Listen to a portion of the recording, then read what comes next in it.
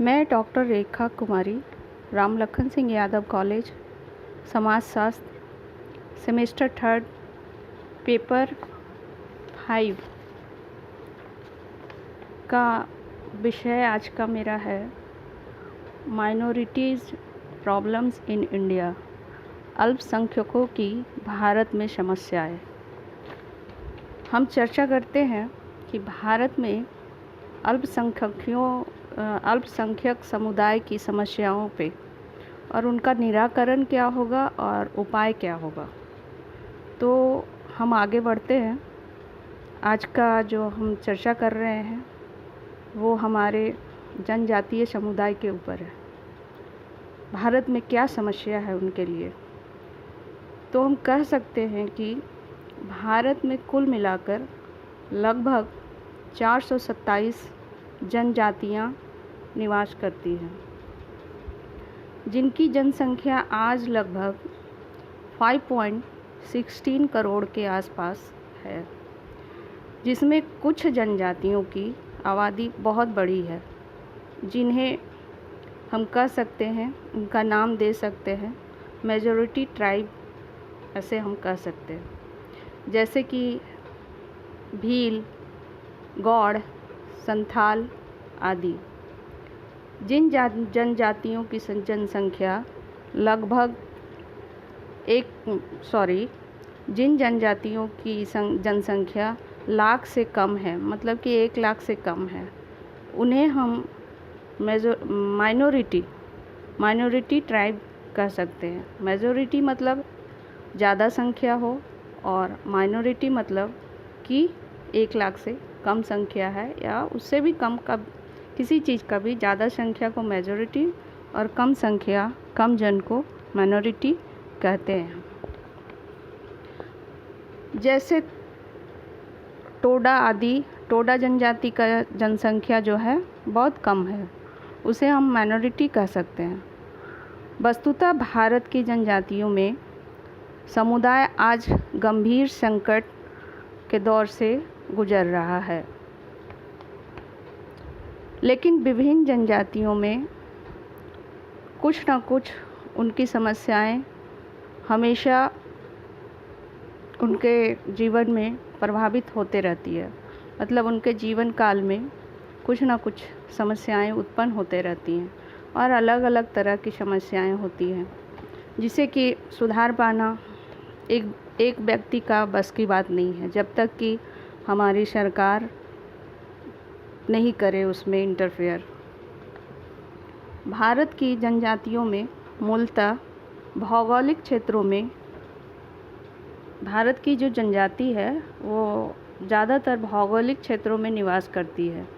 ये क्षेत्र हैं उत्तरी पूर्वी क्षेत्र, जिसके अंतर्गत आसाम, मेघालय, नागालैंड, त्रिपुरा और लेह आदि आते हैं। दूसरा मध्य क्षेत्र, जिसमें बिहार, उड़ीसा, मध्य प्रदेश, पश्चिम बंगाल आदि आते हैं। पहला क्या हो गया, हमारा जो क्षेत्र है आसाम, मेघालय, नागालैंड, त्रिपुरा एवं लेह, और दूसरा क्या हो गया जो मध्य क्षेत्र है बिहार, उड़ीसा, मध्य प्रदेश, पश्चिम बंगाल आदि। एवं तीसरे क्षेत्र में दक्षिण भारत के 4 राज्यों को सम्मिलित किया जाता है। भाषा के आधार पर उन्हें इंडो यूरोपियन हम कह सकते हैं। जैसे कि इंडो यूरोपियन कह सकते हैं, वो दक्षिण भारत के 4 राज्यों में सम्मिलित है, तो उनको हम कह सकते हैं कि इंडो यूरोपियन, मतलब कि वो इंडो यूरोपियन, ऑस्ट्रियन और तिब्बत एवं चीनी भागों में बांटा जा सकता है। जनजातियों की समस्याओं का विश्लेषण करने के लिए संपूर्ण इस बात का उल्लेख करना आवश्यक है कि इस समस्याओं के क्या कारण रहे होंगे। मुख्य रूप से नई प्रशासन व्यवस्था, जनजातीय क्षेत्रों में वन संपत्ति एवं खनिज संपत्ति आदि का होना, ठेकेदार द्वारा शोषण एवं ईसाई मिशनरीज द्वारा धर्म परिवर्तन जनजातीय समस्याओं के मुख्य कारण है। स्वतंत्रता प्राप्ति के बाद भारतीय जनजातियों के समस्याओं का पता लगाना हेतु संविधान निर्माताओं मतलब कि संविधान जो बनाते हैं, सरकार, शिक्षक संस्थान, स्वयंसेवी संस्थान और घुरिये, मजूमदार, देसाई आदि समाजशास्त्रियों ने प्रयास किए। इन सबों के अथक प्रयासों के फलस्वरूप जनजातियों का जो समस्याएं जो उजागर हुई उनमें आर्थिक समस्याओं का पता, आर्थिक समस्याओं एवं सामाजिक समस्याएं मुख्य हैं। जनजातियों की आर्थिक समस्याओं का मुख्य संबंध जीविका यापन एवं पुनर्वास से संबंधित है। ये अधिकार भूमिहीन मजदूर हैं। ये अधिकतर भूमिहीन मजदूर हैं और इनकी भू संपत्ति नाम मात्र का होता है। महाजनों के कर्ज से ये बहुत दबे रहते हैं, जिसके चलते इसकी स्थिति मजदूर सी हो जाती है। महाजनों के कर्ज को दूसरे साधनों के न होने के कारण ये साधारणतः अपनी भूमि का एक बड़ा हिस्सा महाजनों के हाथों में गिरवी रख देते हैं और ये इस भूमि पर केवल काम करने वाले सिर्फ एक मजदूर बनकर रह जाते हैं। राज्य के समाजों के संपर्क में न होने के कारण जनजातीय लोगों को अपने कुटीर उद्योग का काम निमित्त वस्तुओं को छोड़कर आधुनिक समाजों की वस्तुओं की ओर आकर्षित होने लगते हैं। फलतः इसका कुटीर उद्योगों में लगभग काम नष्ट हो जाता है, काम करने की स्थिति खराब हो जाती है।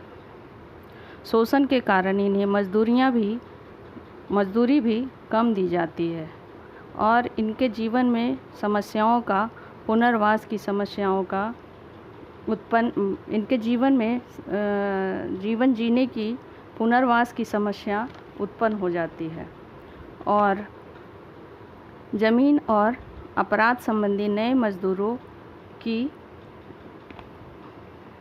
इन्हें जीवन यापन में कठिनाई उत्पन्न हो गई है।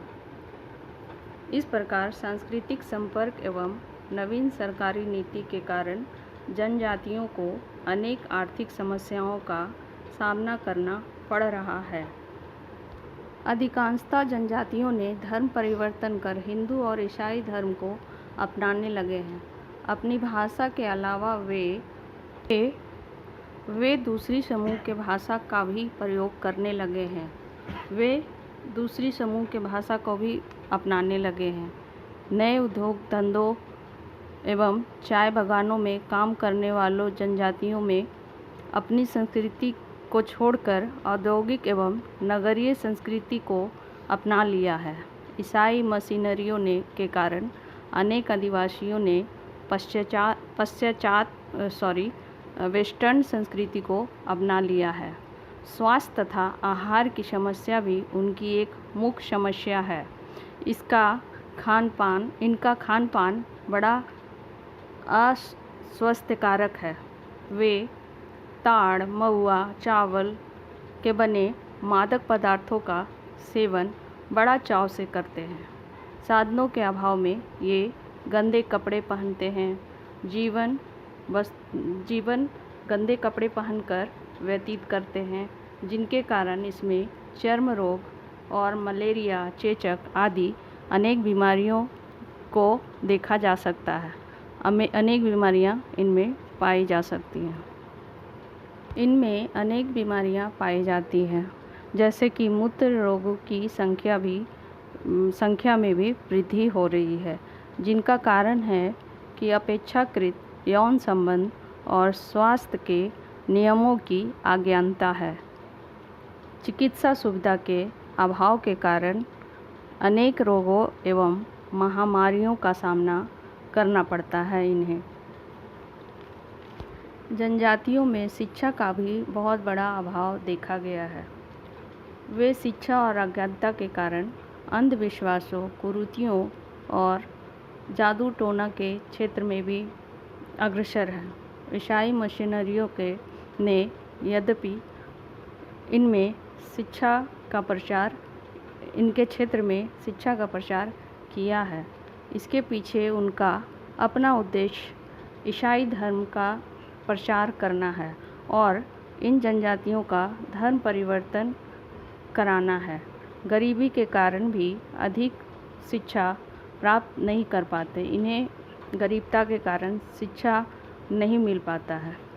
और हम यह कहना चाहते हैं आप लोगों से कि या तो समय का कारणवश या फिर नेक्स्ट क्लास में आपको मैं इसका आगे का भाग जनजातियों का क्या कारण है, क्या उपाय है, क्या समस्या है, क्या निराकरण है, इस पे चर्चा करेंगे।